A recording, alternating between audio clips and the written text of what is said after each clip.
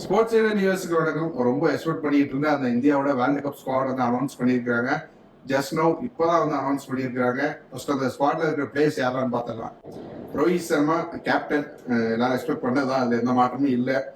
Yasasvi Jaiswal, Virat Kohli, Suryakumar Yadav, Rishabh Pant wicket keeper ஸ்லாட்க்கு நம்ம வந்து ரொம்ப நாள் கழிச்சு உள்ள வராரு டீமுக்குள்ள. அப்புறம் சஞ்சு சாம்சன், ஹர்திக் பாண்டியா வைஸ் கேப்டனா இருக்கிறாரு. சிவம் தூபே இந்த ஐபிஎல் சீசன் ஃபுல்லாவே ரொம்ப சூப்பரா பண்ணிட்டு இருக்காரு, அவரையும் ஸ்குவாடுக்கு கொண்டு வந்திருக்காங்க. ரவீந்திர ஜடேஜா, அக்சர் பட்டேல், குல்தீப் யாதவ், யுஸ்வேந்திர சஹல், ஹர்ஷ்தீப் சிங், ஜஸ்பிரீத் பும்ரா, முகமது சிராஜ் இவங்க வந்து மெயின் ஸ்குவாட்ல இருக்கிறாங்க. இது போக 4 பேக்கப் பிளேயர்ஸும் அனௌன்ஸ் பண்ணியிருக்காங்க. சுப்மன் கில், ரெங்கு சிங், கலீல் அகமத், ஆவேஸ் கான் சொல்லிட்டு 4 பேக்கப் பிளேயர்ஸும் இருக்கிறாங்க. ஸோ இதான் ஸ்குவாட். மே 1ஆம் தேதிக்குள்ள ஸ்குவாட் எல்லா டீமும் வந்து ஸ்குவாட் அனௌன்ஸ் பண்ணணும்னு ஐசிசி சொல்லியிருந்தாங்க. அதுபடி பார்த்தோம்னா நாளைக்கு வந்து மே 1ஆம் தேதி கடைசி நிமிஷத்துல வந்து இந்தியாவோட அந்த ஸ்குவாட் வந்து வந்திருக்குது.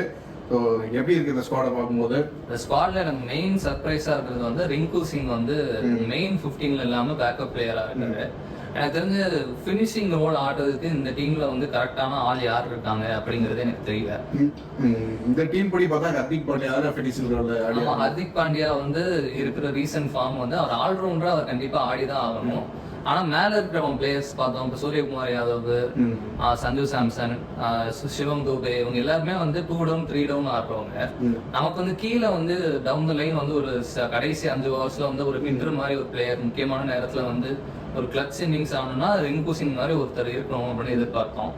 அந்த அவர் இல்லைங்கிறது தான் எனக்கு முதல் சர்ப்ரைஸா இருக்கு. இதுல கொஞ்சம் எல்லாரும் எக்ஸ்பெக்ட் பண்ணிட்டு இருந்த 2 பிளேயர், ஒன்னு சிவம் தூபே, அப்புறம் வந்து சஞ்சு சாம்சன். சிவம் தூபே வந்து இந்த ஐபிஎல் மூலமா தான் அவருக்கு வந்து பெரிய வந்து பேர் கிடைச்சது, அவர் வந்து டீம்ல இருக்கணும் அப்படின்னு எதிர்பார்த்தாங்க. அவர் வந்து ஒரு ஸ்பின் ஹிட்டரா அவரை வந்து செட் பண்ணிக்கிட்டாரு. அவர் கண்டிப்பா வந்து மிடில் ஓவர்ஸ்ல ஒரு வாய்ப்பு 11ல வாய்ப்பு கிடைச்சானா ஒரு பெரிய இம்பாக்ட் ஏற்படுத்த முடியும் அப்படின்னு. ஐபிஎல் ஏற்படுத்துற மாதிரியே இம்பாக்ட், அதே மாதிரி அதிரடியா ஃபர்ஸ்ட் பால்ல இருந்தே போவாரா அப்படிங்கிறது தெரியல. அங்க என்ன கேம் பிளான் இருக்கும் தெரியல. சிவம் துபே வந்து நம்ம வந்து பேட்டரா வந்து ஐபிஎல் ஃபுல்லாம் பாத்துட்டோம். அவர் இன்னுமே அவரை வந்து ஆல்ரவுண்டரா இருக்கணும்னு தான் நினைக்கிறாரு. நம்ம ஸ்டீவன் பிளமிங் ரீசெண்டா ஒரு பிரஸ் மீட்ல கூட வந்து சொல்லியிருந்தாரு, சிவம் துபே வந்து பவுலிங் நிறைய நெட்ஸ்ல பிராக்டிஸ் பண்ணிட்டு தான் இருக்காரு. சென்னையில வந்து வாய்ப்பு அமையலைனாலும் அவர் பவுலராகவும் தன்னை நிரூபித்துக் கொள்ள வேண்டும் என்று ஆசைப்படுறாரு அப்படின்னு தான் சொல்லியிருக்காங்க. ஹர்திக் பாண்டியா வந்து ஃபார்ம்ல இல்லைன்னா சிவம் துபே ஒரு ஆல்ரவுண்டராகவே கூட 11ல வரலாம் அப்படின்னு நம்ம எதிர்பார்க்கலாம். ஹர்திக் பாண்டியா வைஸ் கேப்டனா போட்டிருக்காங்க, அதனால கண்டிப்பா 11ல இருப்பாரு, அதுல எந்த பிரச்சனையும் இருக்காதுன்னு நினைக்கிறேன். அப்புறம் வந்து சஞ்சு சாம்சன் சோசியல் மீடியால எல்லாரும் வந்து அவருக்காக பல வருஷமா வந்து சண்டை போட்டுக்கிட்டே இருப்பாங்க. ஒரு பெரிய டோர்னமெண்ட் வருதுன்னா அதுல ஏன் சாம்சன் இல்லைன்னு. இந்த வாட்டி அது மிஸ்ஸே ஆகாது அப்படிங்கிற மாதிரி தான் இருந்துச்சு அவரோட ஃபார்மை பார்க்கும்போது.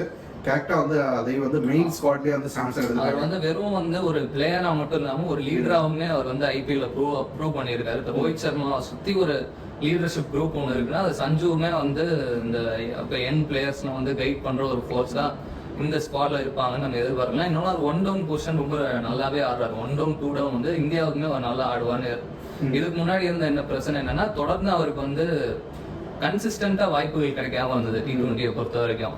ஒரு திடீர்னு ஒரு 2 சீரீஸ்ல ஆடுவாரு, அதுக்கப்புறம் தொடர்ந்து ஒரு 4 சீரீஸ் மிஸ் பண்ணுவாரு அப்படிங்கிற மாதிரி இருந்தது. நீங்க ரெக்கார்ட்ஸ் எல்லாம் வந்து இன்டர்நேஷனல் கிரிக்கெட்ல எடுத்து பாத்தீங்கன்னா ரிஷப் பண்ட் கொடுத்த அளவுக்கு வாய்ப்பு கொடுத்திருந்தா சஞ்சு கூட வந்து நல்லா ஆடி இருந்தாங்க. ரிஷப் பண்டோட இன்டர்நேஷனல் ரெக்கார்டு வந்து T20 பொறுத்த வரைக்கும் கொஞ்சம் வீக்கா தான் இருக்கும்.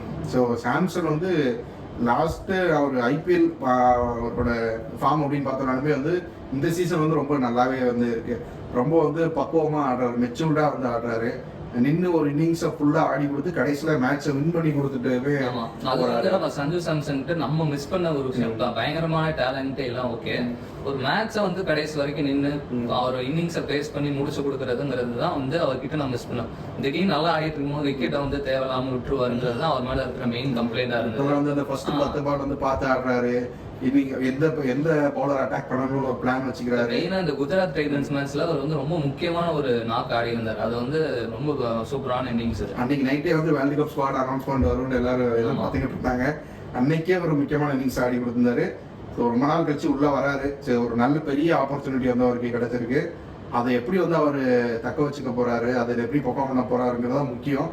அதை சரியா பண்ணணும். ஏன்னா முன்னாடி வந்து சில சமயங்களில் சில வாய்ப்புகள்லாம் கிடைச்சப்போ வந்து அது சரியா பண்ணாமே விட்டுருக்காரு. இந்த வாட்டி பெரிய ஆப்பர்ச்சுனிட்டி, ஒரு டோர்னமெண்ட் ஃபுல்லா வாய்ப்பு கிடைக்க சான்ஸ் இருக்கு. அதை நல்லா பண்ணணும் அவர். இந்த ஸ்குவாட்ல வந்து ஓப்பனிங் யாரு வந்து 11ல யார் இருப்பான்னு ஓப்பனர்ஸ் தான் யாசஸ்வி ஜெய்ஸ்வால் இருக்கும்போது Rohit Sharma, Yashasvi Jaiswal left and right combination. Virat Kohli அபிஷா வந்து நம்பர் 3ல வந்து போவார். சாம்சன் வந்து நம்பர் 4 போகிறதுக்கான வாய்ப்பு இருக்கு. அடுத்து சூரியகுமார் யாதவ் இந்த மாதிரி தான் லைனாக போகிறதுக்கு வாய்ப்பு இருக்கு. அந்த ரோஹித் சர்மா விராட் கோலி ஓப்பனிங் இறங்கலாம் அப்படிங்கிற மாதிரி தகவல்கள்லாம் வந்தது. அதை பத்தி என்ன நினைக்கிறீங்க? அது வந்து ஒரு ரைட் காம்பினேஷன். விராட் கோலி ஓப்பனிங்ல இறங்கி இருக்கிறார் இந்தியாவுக்காகவே. அவருக்கு புதுசான ஒரு ஸ்பாட் ஒன்றும் கிடையாது. பட் யாசசி ஜெய்ஸ்வால் மாதிரியான ஒரு யங்ஸ்டர் அவர் வந்து நல்ல அதிரடியாக ஆடக்கூடிய இப்போதைக்கு வந்து நம்ம இங்கே வந்து இம்பாக்ட் பிளேயர் இருக்கு. அதெல்லாம் தாண்டி அங்க போகும்போது நமக்கு அந்த இம்பாக்ட் பிளேயர் கிடையாது. மெயினா வந்து பவர் பிளே இன்னுமே அதிகமா யூட்டிலைஸ் பண்ண வேண்டிய தேவை இருக்கலாம். அப்போ போது ஜெய்ஸ்வால் வந்து இறங்குறதுங்கிறது ஓகே தான். ஆனா விராட் கோலி வந்து ரீசெண்டா ஸ்பின்னோட பயங்கரமா ஸ்ட்ரகிள் பண்றாரு. அவர் வந்து லேட்டர் ஸ்டேஜஸ்ல இறங்குனா அவருக்கு என்ன மாதிரியான பட் அவர் கான்பிடன்ஸாக இருக்காரு. ரீசெண்டா கூட பயங்கரமா என்ன வந்து ஸ்பின்னர்ஸ் அகேன்ஸ்ட் அடிக்க தெரியாதுன்னு பேசுறாங்க. அப்படி பேசுறவங்க எல்லாம் வந்து இறங்கி ஆடி பாருங்கலாம் பேசியிருக்காருல. ஸோ அப்படி பேசுறதுனால அவர் வந்து அதெல்லாம் தப்புன்னு வந்து ப்ரூவ் பண்ணிட்டாங்க. அப்படின்னா முக்கியமா இன்டர்நேஷனல் ஸ்டேஜ்ல இங்க அளவுக்கு அக்ரெசிவா வந்து இன்டர்நேஷனல் இருக்க வேண்டிய அவசியமும் வராதுன்னு நினைக்கிறேன். ஏன்னா அந்த இம்பாக்ட் பிளேயர் கிடையாது. இந்த மாதிரி ரொம்ப ஃபிளாட் விக்கெட்ஸும் இருக்காதுன்னு நம்புறோம். யூஎஸ் பிச்சு அது புது பிச்சா இருக்கும். அப்புறம் வெஸ்ட் இண்டீஸ் வந்து இந்த அளவுக்கு ஹை ஸ்கோரிங் கேம் வெஸ்ட் இண்டீஸ்ல போக போறது இல்ல. அதனால வந்து இன்னிங்ஸை கரெக்டா பேஸ் பண்ணி ஆடுற எக்ஸ்பீரியன்ஸ் பிளேயரா விராட் கோலி வந்து 1-1 ஆடுறதுங்கிறது அந்த 180 அப்படிங்கிறதே வந்து ஒரு பெரிய ஸ்கோர். இப்போ ஐபிஎல் 180 ஒரு ஸ்கோரே இல்லாம போயிருச்சு. அங்க வந்து 180 அப்படிங்கிறதே வந்து ஒரு பெரிய ஸ்கோரா இருக்க சான்ஸ் இருக்கு.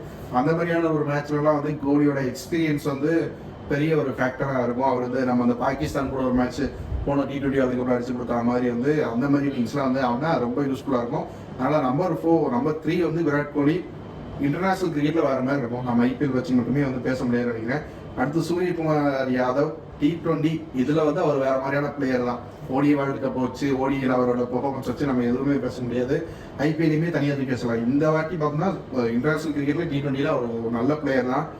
அந்த இடம் அப்படிங்கிறது நம்பர் 4 அப்படிங்கிறது இவங்க 3 பேரும் செட் பண்ணி கொடுக்குற அந்த பேச வந்து நம்பர் 4 வந்து சாம்சன் சூரியகுமார் யாதவ் அது எப்படி இருக்கும்னு நினைக்கிறீங்க? சிச்சுவேஷனை பொறுத்து இருக்கலாம். எனக்கு என்னன்னா கீப்பர் வந்து அவங்க யாரும் முடிவு பண்றாங்கிறத பொறுத்து தான் மெயினா இருக்கும். ரிஷப் பண்ட் வந்து கீப்பர் அவங்க எடுக்கிறாங்க. ரிஷப் பண்ட் வந்து கொஞ்சம் டவுன் த ஆர்டர் கூட ஆடலாம். ஆனா இன்டர்நேஷனல் கிரிக்கெட்ல வந்து மெயினா T20ல டவுன் த ஆர்டர் பெருசா பெர்ஃபார்ம் பண்ணதில்ல பண்ட். ஆனா அதுக்கான கேப்பபிலிட்டிஸ் பண்ட் டைப்பாக உண்டு. ஃபினிஷிங் கேப்பபிலிட்டிஸ், ஹிட்டிங் கேப்பபிலிட்டிஸ் உண்டு. அதனால இப்ப பண்ட் எடுக்கிறாங்கன்னா பண்ட் கீழே உள்ள இடங்களை வந்து நிரப்புறதுக்கு வாய்ப்பு இருக்கு. சஞ்சு சாம்சன் எடுக்கிறாங்கன்னா அவர் குறைஞ்சது 2 டவுன் இறங்குறது தான் கோலிக்கு அப்புறம் வந்து அவர் வந்து நம்பர் 4. அதுக்கப்புறம் வந்து சூரியகுமார் யாதவோ சிவம் துபேவோ யாராவது வர மாதிரி இருக்கும். எனக்கு தெரிஞ்சு சூரியகுமார் யாதவ் இல்ல சிவம் துபேன்னு தான் இருக்கும். 2 பேருமே ஒரே மேட்ச்ல வாய்ப்பு கிடைக்குமாங்கிறது வந்து டவுட் தான். ஸோ இதை தாண்டி கீழே போனோம்னா ஹர்திக் பாண்டியா இருக்கிறாரு. கண்டிப்பா லெவலில் இருக்க போறாரு. ஏன்னா ஆல்ரவுண்டர்ஸ்ங்கிறது இங்கே பெரிய பற்றாக்குறையா இருக்கு. ஆளே இல்லை. சிவம் துபே ஆல்ரவுண்டரா கன்சிடர் பண்ணா அவருக்கு எக்ஸ்ட்ரா வாய்ப்பு கிடைக்கலாங்கிற மாதிரி தான் இருக்கு. ஹர்திக் பாண்டியாவுக்கு முக்கியமான ஒரு வேர்ல்டு கப்பா இருக்கும். ஏன்னா அவர் வந்து வாழ்க்கையில மறக்க நினைக்கிற ஒரு 2 மாசமா இந்த ஐபிஎல் வந்து இருந்துச்சு. ரொம்ப பெரிய ஹேட்ரேட்டா ரொம்ப பெரிய நெகட்டிவிட்டி எல்லாம் வந்து சம்பாதிச்சு வச்சிருக்காரு. இன்டர்நேஷனல் கிரிக்கெட்ல இந்த மாதிரி முக்கியமான ஸ்டேஜ்ல வந்து ஹர்திக் பாண்டியா வந்து தொடர்ந்து நல்லா தான் ஆடி இருக்காரு. அதனால நம்ம ஹர்திக் பாண்டியாவை இதை ஒதுக்கி வச்சுட்டு அவர் நல்லா ஆடுவாருன்னு நம்பி ஆகணும். மறக்கடிக்கிற மாதிரி. ஏன்னா எல்லாருமே சப்போர்ட் பண்ணுது. அவங்க இந்தியா வரப்போ ஹர்திக் பாண்டியா சப்போர்ட் பண்ண போறாங்க. எந்த இன்ஜுரியும் இல்லாம எங்கேயாச்சும் கேப்டன்சி வேர்டன் கிடையாது. இந்த தடவை அங்கே வந்து ஏகப்பட்ட ப்ரெஷர் இருந்தாரு. ஃப்ரீயா ஆடுறதுக்கான சான்சஸும் இருக்கு. ஃபீல்ட் செட் பண்ண வேண்டிய தேவையெல்லாம் இருக்காது. அதனால வந்து எங்கேயும் விழுந்து இன்ஜுரி எதுவும் ஏற்படாம இருந்தா அவர் வந்து ஃபுல்லா வந்து நல்ல இம்பாக்டை வந்து கொடுக்கலாம். இந்த 2 மாசம் இருந்த ஹேட்ரேட்லாம் தூக்கிட்டு ஒரு ஹீரோவா மாறதுக்கான வாய்ப்புமே இருக்கு.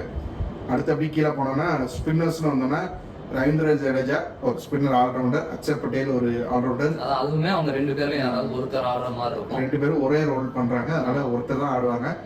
அது வந்து டிபெண்ட்ஸ் அப்பான் வந்து ஃபார்ம். இப்போ பார்த்தோம்னா வந்து மேபி அக்ஷர் பட்டேல் வந்து நல்ல சாய்ஸா இருப்பார் அப்படிங்கிற எக்ஸ்பீரியன்ஸ் தொடர்ந்து இன்டர்நேஷனல் லெவல்ல ஆடினதுக்காக ஜடேஜா தான் ஃபர்ஸ்ட் ப்ரிஃபரன்ஸா இருப்பாரு அப்படின்னு தான் நான் எதிர்பார்க்கிறேன்.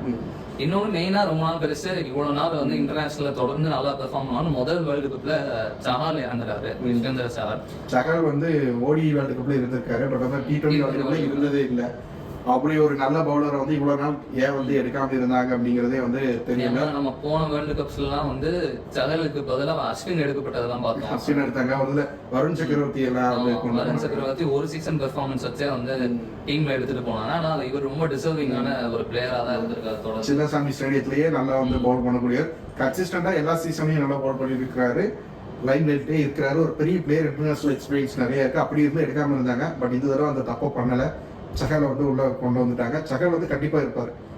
இல்லையா? குல்தீப்புமே ரொம்ப நல்லா தான் பவுலிங் போட்டுட்டு இருக்காரு. அவங்க டிசிஷன் இப்படி இருக்குங்கிறது நம்மளால சொல்ல முடியல. அது இப்போ கண்டிஷன்ஸ் பொறுத்து இருக்கலாம். ஆனா எனக்கு தெரிஞ்சு சார் ஃபர்ஸ்ட் சைஸா இருக்கிறதுக்கு தான் வாய்ப்பு அதிகமா இருக்கு. அது மாதிரி ஒரு லெஃப்ட் ஆர்ம் பேசர் அப்படிங்கிறது ஒரு வேர்ல்டு கப்ல ஒரு டீமுக்கு வந்து பெரிய முக்கியம். அதனால ஹர்ஷ்தீப் சிங் எடுத்துட்டு போயிருக்காங்க. இந்தியா ரொம்ப நாளா வந்து பண்ண பெரிய தப்பா இருந்தது வந்து வேர்ல்டு கப்புக்கு ஒரு லெஃப்ட் ஆர்ம் பேசர் வந்து எடுத்துட்டே போக மாட்டாங்க எப்போ.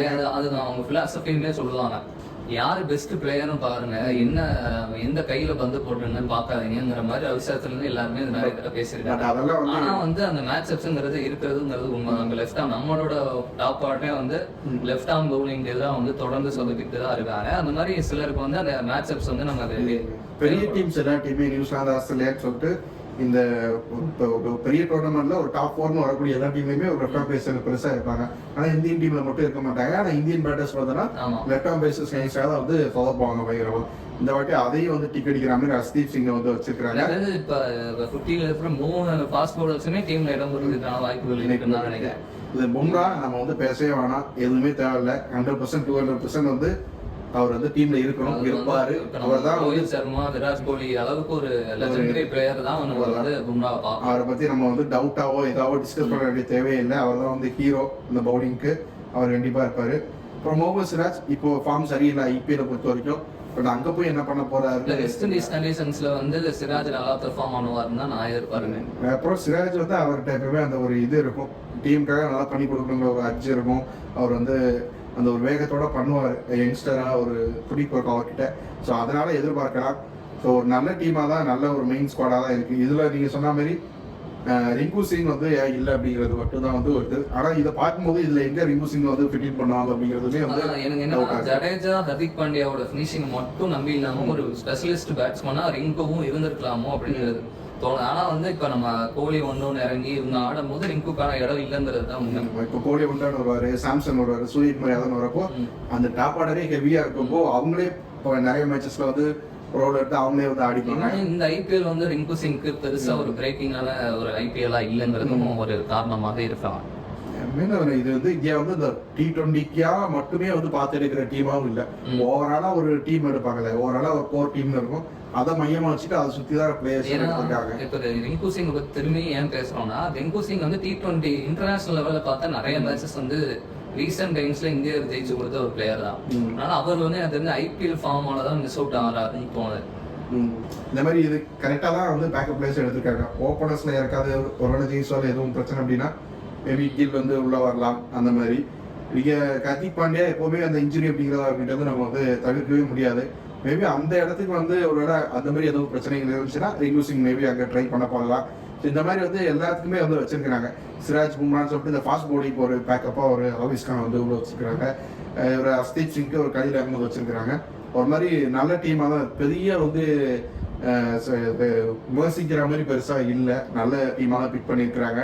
நம்ம வந்து தினேஷ் கார்த்திக் இருப்பாங்களா, ஒரு இடத்துல வந்து தோனியே திரும்ப கூட்டாங்களா வந்து சோசியல் மீடியால பேசிக்கிட்டு இருந்தாங்க. அந்த மாதிரி எல்லாம் எதுவும் இல்லை, எதிர்பார்த்ததுதான். இருந்தாலும் அது வந்து ஜாலியா பேசுறது. டிகே வந்து மேபி அவர் இந்த சீசனை ஸ்டார்ட் பண்ண விதத்தை வச்சு பார்க்கும்போது ஒரு கன்சிடர் கூட பண்ணியிருக்கலாம், மேபி இருந்திருக்கலாம் டாக்ல. பட் இருந்தாலும் அந்த ஃபைனல்ல இருக்க மாட்டாங்க தெரிஞ்சது. கொஞ்சம் எங்கான விக்கெட் கீப்பர்ஸ் இவங்க எங்க கிடையாது, கொஞ்சம் வந்து எங்க எக்ஸ்பீரியன்ஸ் இருக்கிற ஆள் தான் இவங்க. அடுத்தடுத்த வேர்ல்டு கப்புக்குமே வந்து தொடர்ந்து ஆடுறதுக்கு இந்த எக்ஸ்பீரியன்ஸ் தேவைப்படும். அதனால அவங்க டீம்ல இருக்கிறது கரெக்ட் தான். பண்ணிட்டோம் சாம்சங் ஓவராலா பார்த்தோம்னா ஒரு நல்ல டீமா தான் வந்து பிக் பண்ணியிருக்காங்க. இந்த டீமர்ஸ் தான் யூஎஸ்ஏல போய் வெஸ்ட் இண்டீஸ்ல போய் வந்து அந்த டோர்னமெண்ட் வந்து ஆட போறாங்க. ஸோ எப்படி ஆட போறாங்க அப்படிங்கிறத வந்து வெயிட் பண்ணி பார்க்கலாம். நிறைய வந்து நியூ கண்டிஷன்ஸ் இந்த டீம்ல இருக்கிற பிளேயர்ஸுக்கு எல்லாருக்குமே வந்து பார்த்தோம்னா மோஸ்ட்லி வந்து வெஸ்ட் இண்டீஸ் புதுசா இருக்கலாம். அங்க இருக்கிற சிச்சுவேஷன்ஸே அதெல்லாம் எப்படி ஹேண்டில் பண்றாங்கிறது எல்லாருக்குமே புதுசாக தான் இருக்க போகுது. ஸோ அதனால வந்து எப்படி வந்து அடுத்தடுத்து இருக்க போகுது அப்படிங்கிறத அப்டேட்ஸ் வந்து அடுத்தடுத்து வரும். நம்மளும் மேட்சஸுமே வந்து நிறைய கவர் பண்ணுவோம் T20 வேர்ல்டு கப்புக்கு. ஸோ அதெல்லாம் வந்து தொடர்ச்சியாக வந்து இணைந்துருங்க. தேங்க்யூ.